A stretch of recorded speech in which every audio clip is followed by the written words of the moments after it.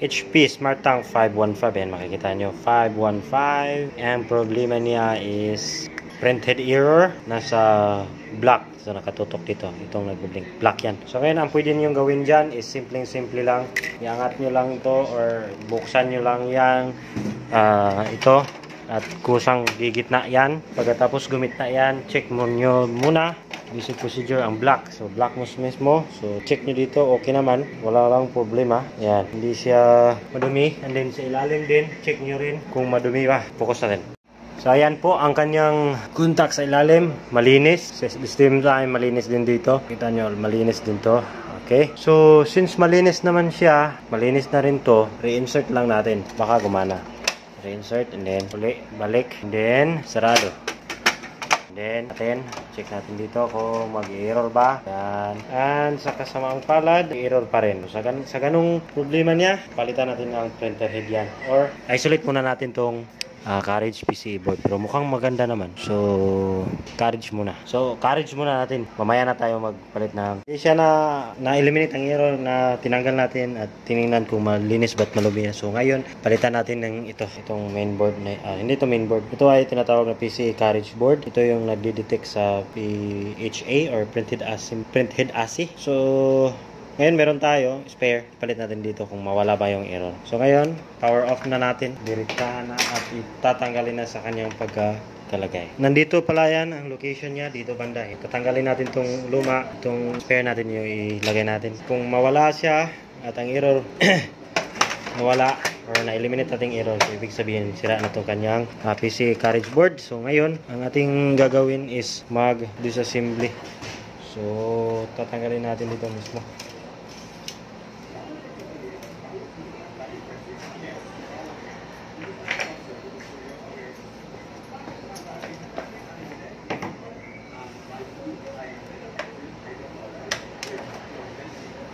Hindi na natin tatanggalin pala yan. Ang gagawin nyo lang is, since matatanggal naman yan, ito mismong white, itong white na to, tatanggalin natin to. Iangat nyo lang to, paan niya silalim. Yan.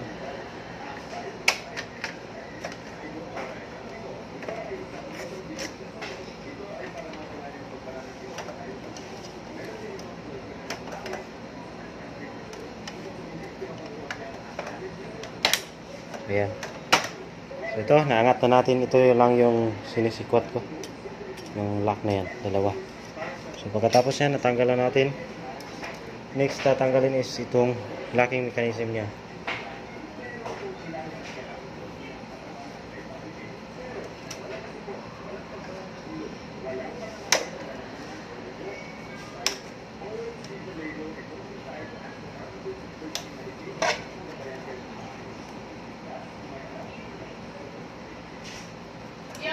Yeah. So ito na yun. Natanggalan natin yung lock. So, gano'n na natin dito. Nag-demo ko dali.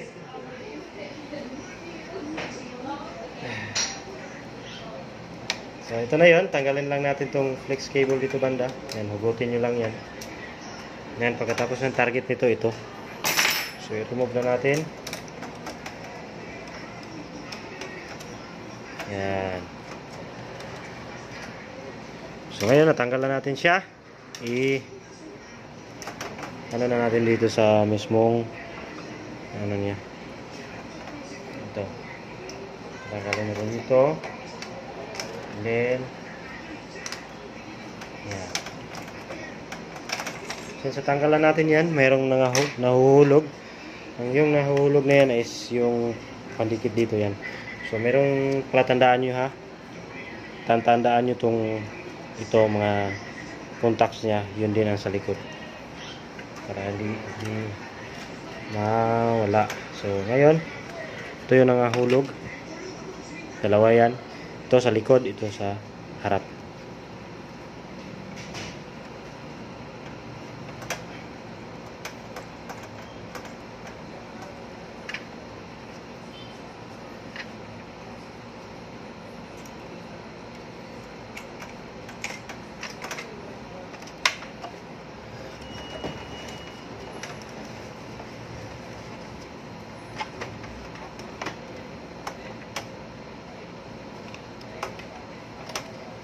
Iangat natin, mahirapan tayo dito.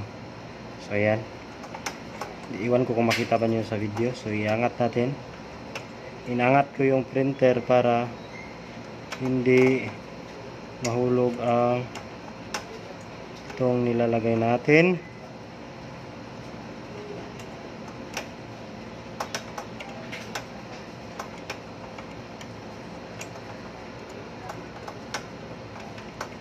Diba? Hirapan tayo. Ay, baliktad pala. Kaya pala hindi mapasok kasi baliktad. Baliktad. Naku po. Diba? Ganyan. And then yung isa.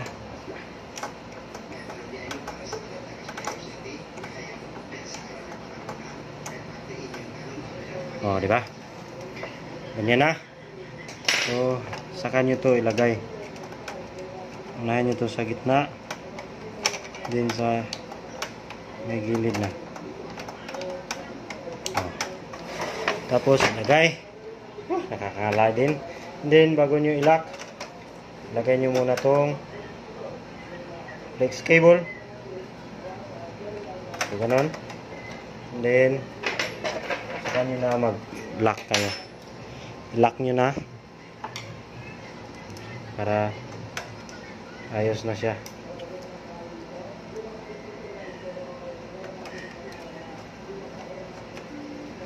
So ina-isolate ko muna yung printer head niya. Inaano ko muna yung printer head niya kung sira ba. So kung ma-eliminate ang error, so ibig sabihin sira niya ito. Then isarado na natin to. Yan, sarado to. So paano nyo kinuha, yun din pagbalik.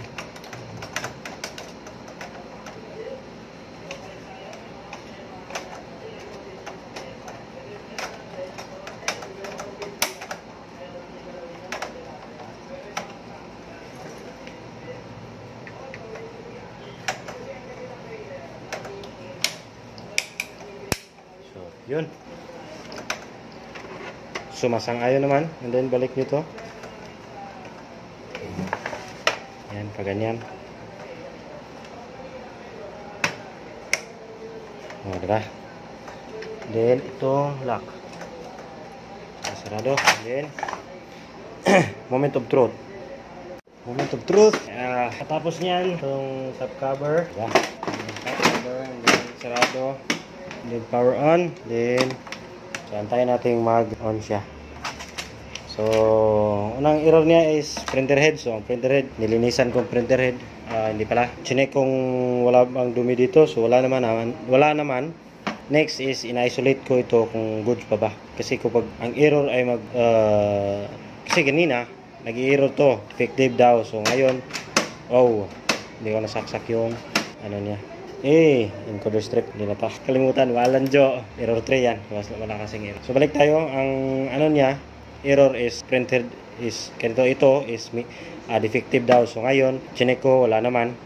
Ito next, ina-isolate ko. Isolate ko ito kung okay pa ba to. Pinalitan ko muna itong ganito. Pag pinalitan ko at saka mag-error pa rin, so ibig sabihin definitely ito na yung sira. Okay? So ngayon, error 3 muna. Kasi nakalimutan rin isaksak ang encoder strip. Ayan. So ngayon nag-power up na siya. Then missing ang printer head, dalawa. Kasi ito yon, tinanggal ko. So ngayon, moment of truth. Kung i-detect niya yung black, so definitely sira. Ngayon, buksan natin at gigitna yan. Once commit na, is ilagay na natin to. Tricolor sa kanan, yung black sarado, and then check natin kung mag-error. Yun, error pa rin. So ibig sabihin, goods ang ating to. Goods yan.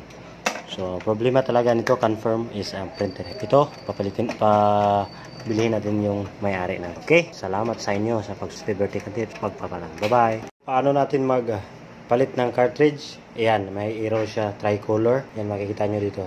Yung tatlo, tricolor yan. Cartridge problem. So, ngayon, paano natin palitan? Sa video ito, i-perform ko paano palitan. So, buksan nyo lang to. Kusang mag-sintro yan dahil may error siya. Then, hindi makita dito dahil sa ating lens. Then, palitan natin ng Yan, ito yun. Yung printer head niya. And then, buksan natin to.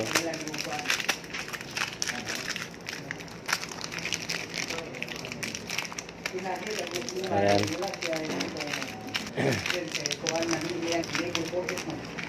Okay, tanggalin ang printer head na bago. Tanggalin to. Ayan. Yes. Then, ganyan na. Yung blue latch, iangat. Then, tanggalin tong luma. And then, palitan ng bago. And then, sarado. Sarado mo rin. And then, ganyan ang kanyang protection. Ayan, tick niya. Okay, since okay na, testing tayong mag-print ng nozzle check.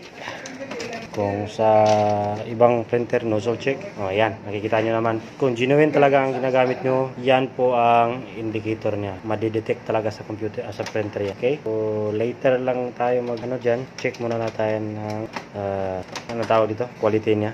Code para dyan. Code number 10. Okay. So, mag-print yan. Natin. Print ba? Yun, send na at nagpo-print siya. So i-check natin yung quality. Ayan ang quality mo. Kikita natin dyan, goods na. So no need, clean natin. Okay, thank you so much.